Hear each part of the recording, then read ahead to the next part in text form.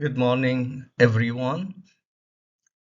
Today, we will explore another most powerful tool in nanoscience, atomic force microscope. In the last class, you learned that STM can be used for imaging surface atom, but it had one big limitation. You know what it is? It works only on conducting or semiconducting materials. This is where AFM, which is also known as scanning probe microscopy, comes into picture. But AFM does something much more interesting. It doesn't see atoms, it feels the atom. This is what you are going to learn in this lecture. Now, the atomic force microscope was invented in the year 1985-86 period by three scientists. Gerard Binning of IBM, who was one of the inventors of STM, you know that. Calvin Cott of Stanford University and Christopher Geber of IBM. These are the three people responsible for the development of atomic force microscope. This invention directly comes from the earlier development of scanning tunneling microscope. STM was revolutionary, but it had one major limitation. You know what it is? It works only on conducting or semi-conducting material. That means materials like polymers, biological samples, insulators, etc. could not be studied easily. So in the early STM imaging, researchers often had to keep the laboratory very cold, around 60 degrees Fahrenheit, to help the molecules settle onto the surface during imaging measurement.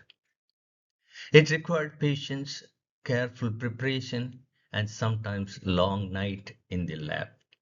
Very complex preparation. And AFM solved many of these limitations. So unlike STM, AFM does not depend on electrical conductivity. It can operate in air, vacuum, and liquid. That's the most important aspect about AFM. It can also study almost all materials.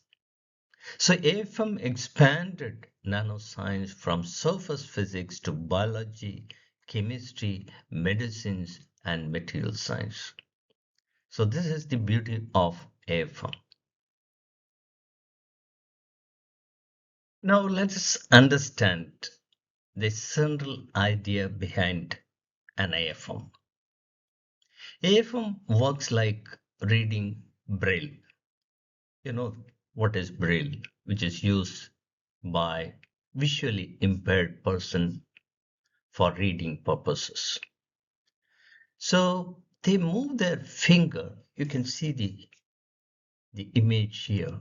So what they do is they move their finger across the page and detect small bumps that represent the letters. So your finger is sensing the height variation there. So AFM works exactly the same way, but at atomic scale. So your finger works with, millimeter size objects or bumps, whereas, AFM works at atomic scale, atomic scale, which is sub-nanometer scale. So instead of finger, AFM uses a sharp probe tip like the one you learned in the previous lecture on STM. So instead of bump on the paper, the bumps are the atoms or molecules on the surface of the object or the specimen. So what it does is the probe moves across the surface and senses the tiny forces between the atoms, the intermolecular and the atomic forces acting between the tip and the surface. You can see here the tip and the surface. And the computer then convert those signals into a 3D topographical image. This is what AFM does. So it's very simple. It has a tip and that is scanning the surface. That is what it does. Now, let us examine the main components of an atomic force microscope. There are three important components here. The first one is a cantilever, which you can see here. This is the cantilever. And the second one is a sharp tip. You can see the tip here. It can be nanometer size. And then you have a laser and a detector. These are the three key components of an atomic force microscope. The cantilever is a tiny, flexible beam similar to miniature diving board. This is a flexible board. It's very tiny and typical dimension of the cantilever is between 100 to 200 micron. The length, this length is about 100 to 200 micron and thickness is about a micron. So it is extremely small and flexible. That is what the requirement. It should be small and flexible because it has to scan and it has to move when the surface has bumps or valleys. And the second thing is the sharp tip. The end of the cantilever, this tip is glued. The tip radius may be only a few nanometers. Now, nanomaterials can be prepared and it can be used as a tip. So in fact, the very end of the tip may consist of just a few atoms. In this case, this tip may have few atoms. This is what interact with the surface. The surface preparation is also very important. You cannot do AFM imaging on a very rough surface. You have to make this surface such that you can you can probe with great accuracy. Now, next thing is the laser and detector. This is the one of the most elegant part of AFM. A laser beam, you can see the laser beam reflects from the back of the cantilever and it, and the spot moves to the detector and is directed to the detector. This tiny motion gets converted into electrical signal. The optical detection method allows us to measure sub-nanometer deflection. So depending upon the height variation, the position, this is a position sensitive detector. The position changes from that, we can measure sub-nanometer deflections happening during the scanning. So why do we use laser instead of measuring the cantilever motion directly? Because the motion is extremely small. You cannot measure it. It's sub-nanometers or nanometers is the motion. So optical amplification allows very precise detection of this movement or the height variation during scanning. That's the reason why we use laser and position sensitive detector. So I will tell once again, you have three components. One is a cantilever, which is flexible and extremely small, a fine tip which is attached at the end. Then you have a laser beam and which is reflected from the cantilever and directed to the position sensitive detector, which convert the deflection to an electrical signal and then to the distance between the tip and the sample. So that's all about an FE AFM.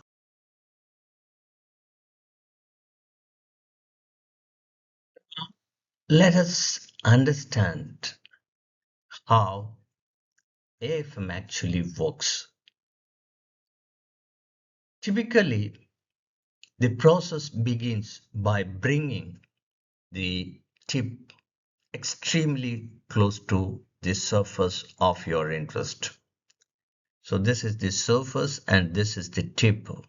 Okay, so you bring the tip very close to the surface, and typically the distance between the tip and surface to see the forces is about few nanometers. Okay, at that scale, few nanometer distance, the atomic forces become important. Otherwise, it will not be effective. It will not feel the force. The tip will not feel the force. If the tip is to feel the force, you have to bring it very close to the surface. So what are the forces we are talking about? The forces at these distances, sub-nanometer distance or nanometer scale distance, can be van der Waals forces. We studied that, different van der Waals forces. And electrostatic, because of the charges in the system. It can also be due to the chemical bonding forces. All these forces will come into play, and the tip will feel that when you bring the tip close to this surface. So as the tip moves across this surface, imagine you have a bump. That means an atom is slightly projected. The cantilever moves upward because of the force, and you're trying to maintain a constant distance using the feedback system.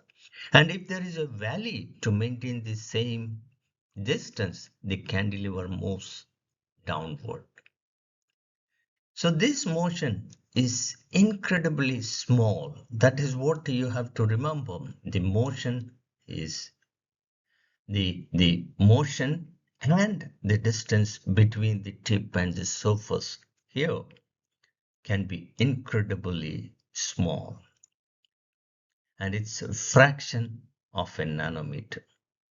So detecting motion smaller than nanometer is the real engineering achievement in atomic force microscopy. Otherwise, the working principle is very simple. What you're doing is you're just taking a tip which is mounted on a flexible cantilever and scanning the surface. But you need to maintain the distance between the surface and the tip to a nanometer level precisely using piezoelectric pushers or other mechanical manipulators to control the movement of the sample or the tip to get a 3D topographical image. The next comes the detection stage. You have laser to detect the motion taking place when you scan the tip on this surface. So the laser beam reflects from the cantilever into the detector, which is a position sensitive detector. If the cantilever bends even slightly, the laser spot moves across the detector. You must be remembering the schematic. Okay, so the detector converts the motion into an electrical signal, and now the sample or the tip is moved across the surface line by line, similar to how a printer scans the page. So scanning pattern is something like, you start from the left to right, then move little bit down, and again left to right, then move down, again left to right, and this process repeated many times to scan the surface. Finally, what happens is the computer reconstruct the information of the distance variation into a three-dimensional topographical map. So AFM image is that actually a reconstructed map of force interaction. This is the difference between atomic force microscope and scanning tunneling microscope. Here the reconstruction map is based on the force interaction between the tip and the surface. So this is the surface and this is your tip, and the forces felt by the tip is what it is converted into a topographical image. So the forces acting between the tip and surface are very, very important in atomic force microscopy. So this slide illustrates the overall AFM system.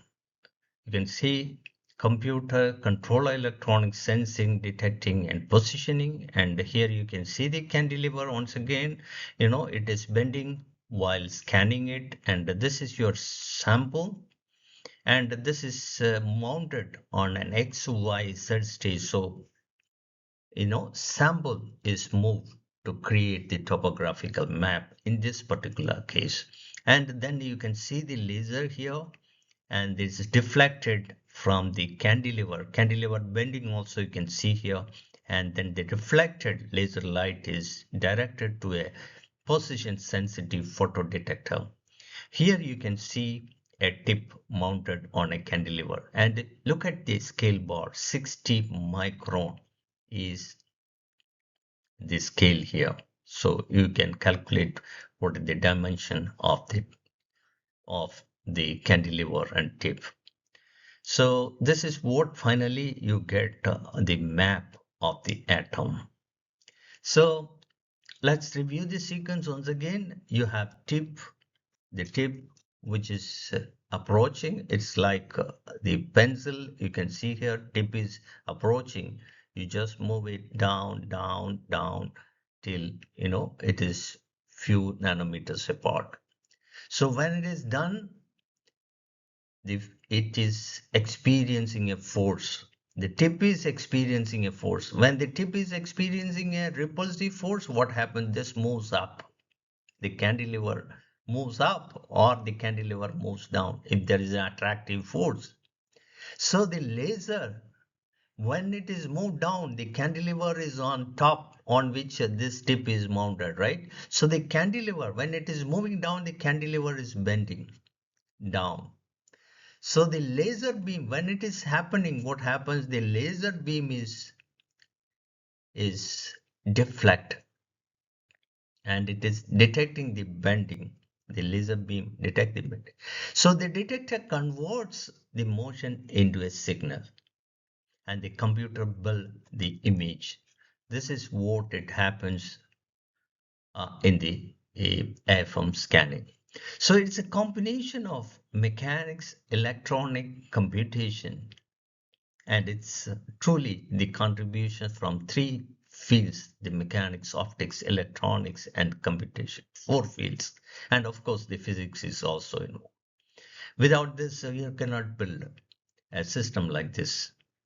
So the physics students like you are uniquely positioned to understand all these aspects simultaneously because you study mechanics, optics, electronics, and you also have computational skill.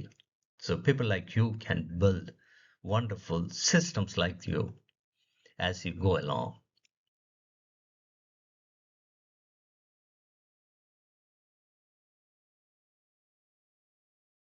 So what you see here on the left is an atomic force microscope.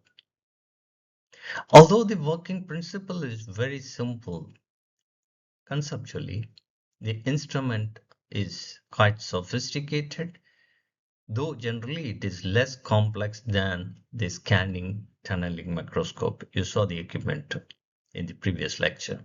This is simple, it's portable, and it can tabletop models are available AFM systems.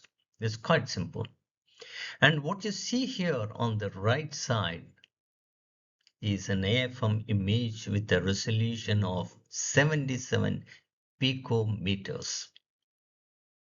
This actual image generated from an AFM system. Remarkably, even subatomic structures within the individual tungsten atom are visible here. Okay, so that's the beauty of atomic force microscope.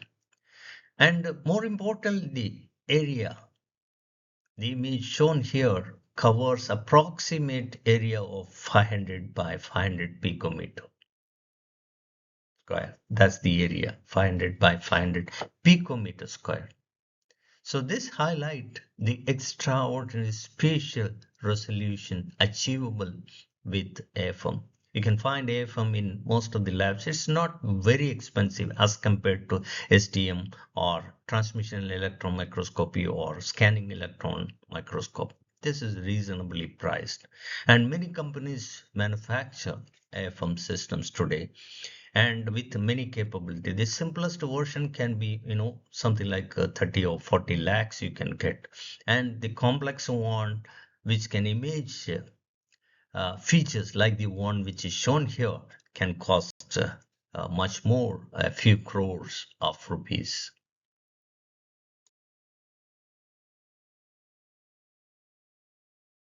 So one of the greatest strength of AFM is its versatility.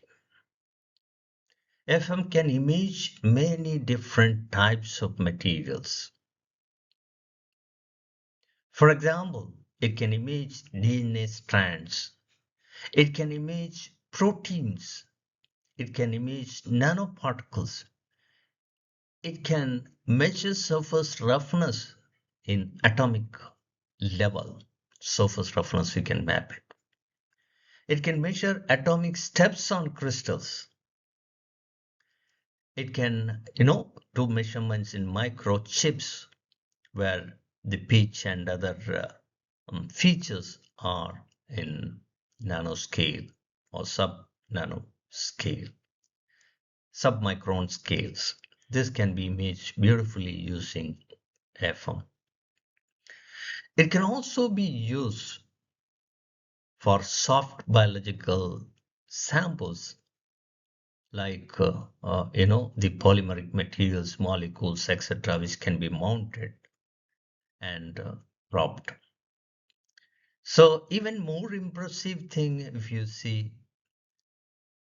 it can work, AFM can work in air, water, or even inside living cells. This is the beauty. So scientists can observe proteins interacting with the DNA in real time using atomic force microscopy. So this makes it extremely useful for biophysics and nanomedicines. They widely use AFM today for their research. So this is something that traditional microscope, electron microscope cannot easily do. The interaction of protein with the DNA and all, you have to use special, features in GM and all, cryo-freeze fracture and all. But live, it is very difficult. Real-time measurement, it is difficult now. Anyway, things are advancing even in transmission electron microscopy. There are options, but it's much more complex than the AFM, and the affordability of AFM is is very good for researchers today because it's not very expensive like the transmission electron microscope. So let's just summarize the key ideas of atomic force microscope here. The first and foremost, it uses a sharp tip to probe the surface, and it detects atomic scale forces. The tip is detecting the atomic scale forces acting between the tip and the surface. And it converts the cantilever motion into a 3D image. This is what it is done. The advantages of AFM, it works on almost any materials. It need not be conducting. It can be non-conducting material, biological cells. All these cases it can work. It can measure forces, different kinds of forces, van der forces, steric forces, electrostatic forces, etc. can be measured using the atomic force microscope, which is not possible with other system. So that's again a unique feature of atomic force microscope. It can image soft biological samples. That's another interesting aspect. So it does not require vacuum or high voltage. All you need is piezoelectric pushers, probably it's a kV or something, is the voltage which is applied to position the sample and the tip, the distance control. So in fact, AFM can do even more. It can manipulate atoms and molecules. It is tricky and it requires a lot of patience on sample preparation and also on the experiment. So this means we are not only observing the nanoscale, we are engineering things at nanoscale using atomic force microscope.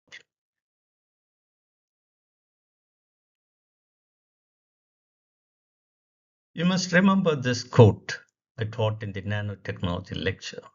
So in 1959, Nobel laureate and the great physicist Richard Feynman gave a legendary lecture called There is Plenty of Rooms at the Bottom. In the talk, he predicted scientists could someday manipulate and study matter atoms by atom. He later said, people will wonder why it was not until the year 1960 that anybody began seriously to move in that direction. You remember all the things I taught, so I'm not repeating that.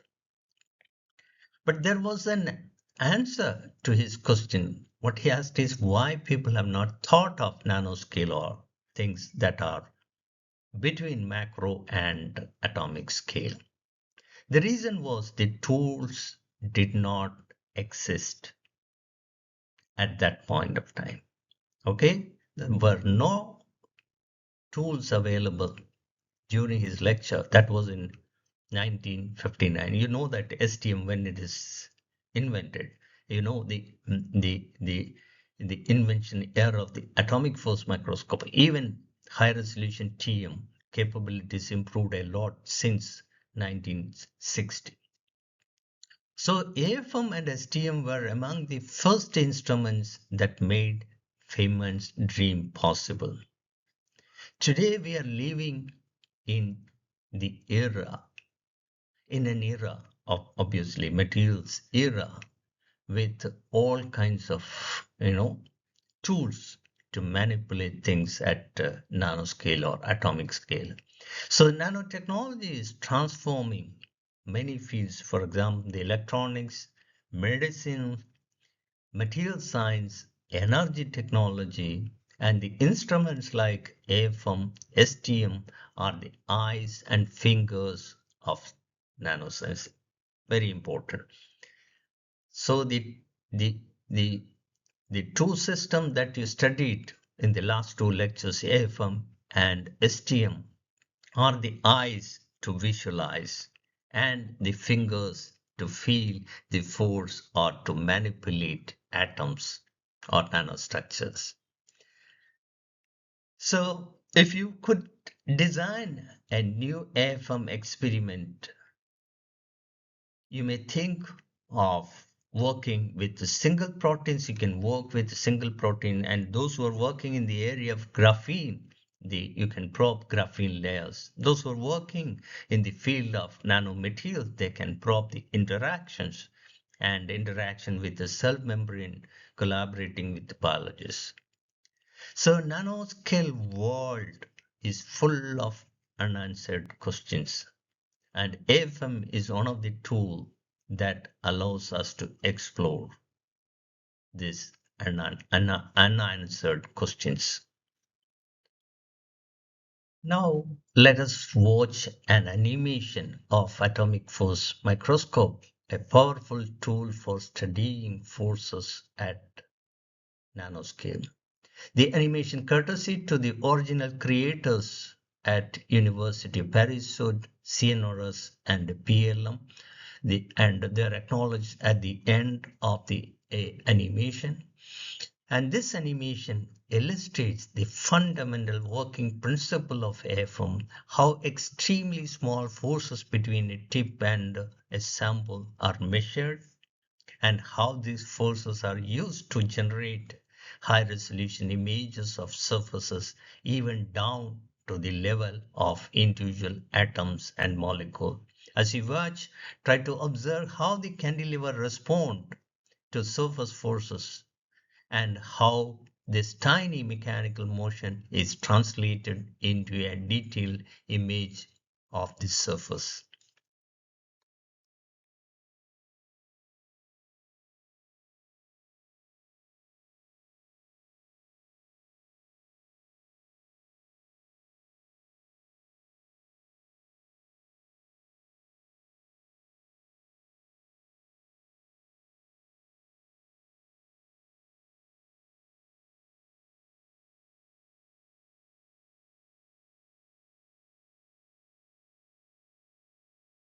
So today we learned how we can not only see surfaces at nanoscale, but also feel the tiny forces between atoms using an atomic force microscope. In our next lecture, we will explore another powerful technique, dynamic light scattering, where instead of touching atoms, you will watch how nanoparticles dance in solution to measure their size. With that, we come to the end of today's lecture and move closer to completing module 4 of this course, Physics of Nanomaterial. Thank you very much.